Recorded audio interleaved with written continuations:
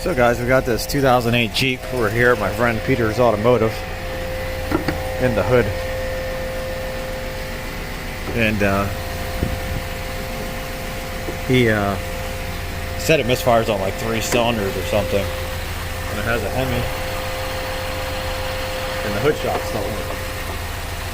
So I guess we'll have to get a prop. And we'll get the scan tool out. Okay guys, so here's our codes. Misfire 7, 6, and 4. Okay guys, so let's go into read data stream. I think this will tell us misfires, or we might have to go into what cylinder is misfiring.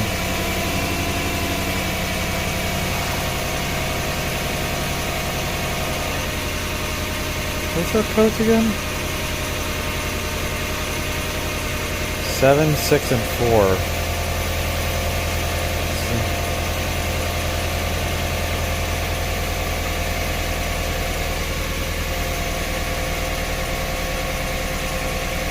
7, 6, and 4 are our MDS solenoids. 1 is inactive.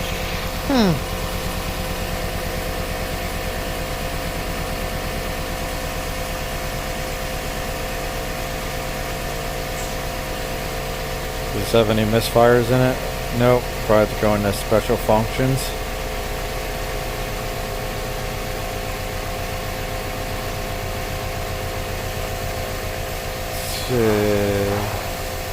Nope, don't see it in there. System test.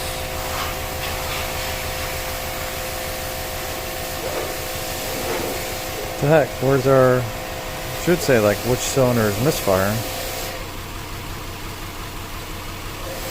Oh, it includes misfires. They hide this like every time.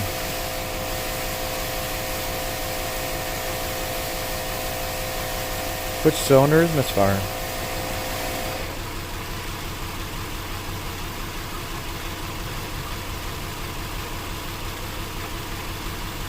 Well, that's odd. We don't even have... Oh, there. So we do have them all. So it doesn't even know. Okay. Let's see. Let's go back. Definitely running rough.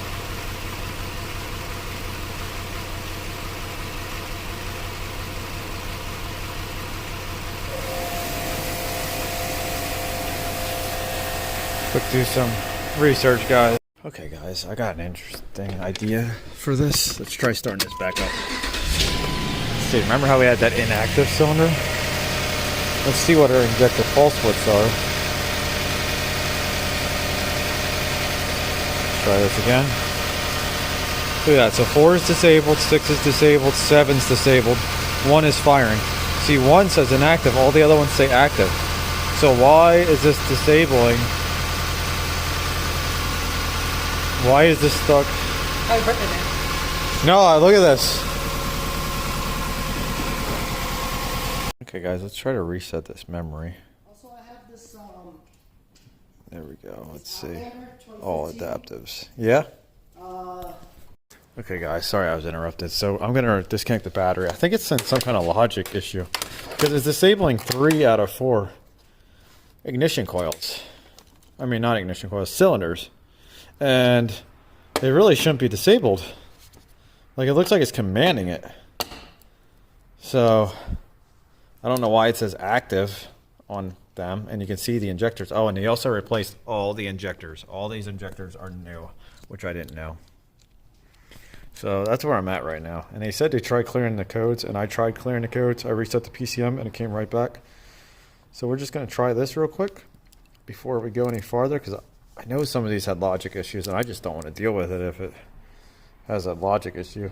Because like some of these you just had to like hard reset them. So I'm going to disconnect the battery for like 10 minutes, put the resistor across there, and then we'll go from there. Okay guys, so it's idling perfect now that we did the reset. I connected it back up, started up, it's fine. All the injectors are firing. I'm waiting for the cam crank relearn to be done. My friend Corey from SNA called me, so I couldn't record that part. But I just clicked crank relearn. It said to have the key on.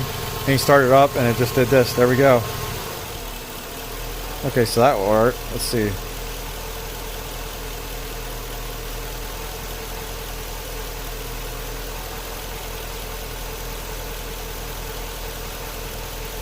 Oh, let's do this. Oh, I guess it kept the idle up to do that, so we can't have the engine running. Let's see. Let's turn the key on. Let's do learn electronic throttle body. Okay. Accelerator to the floor. Press OK.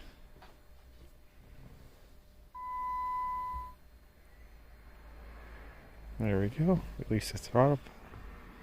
Not touch it.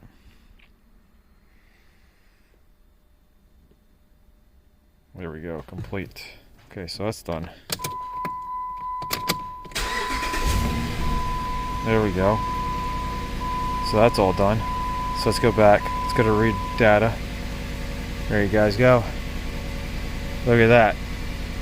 So that's all it was. It was a logic issue. Can you believe that? Logic issue. Let's go back. Let's read fault codes. DTCs. No DTCs. Look at that. Let's let this idle here for a little bit. We'll just keep an eye on it. Make sure everything's good.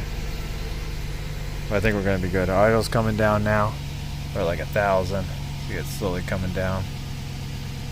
Everything else is good. So they probably didn't need the injectors.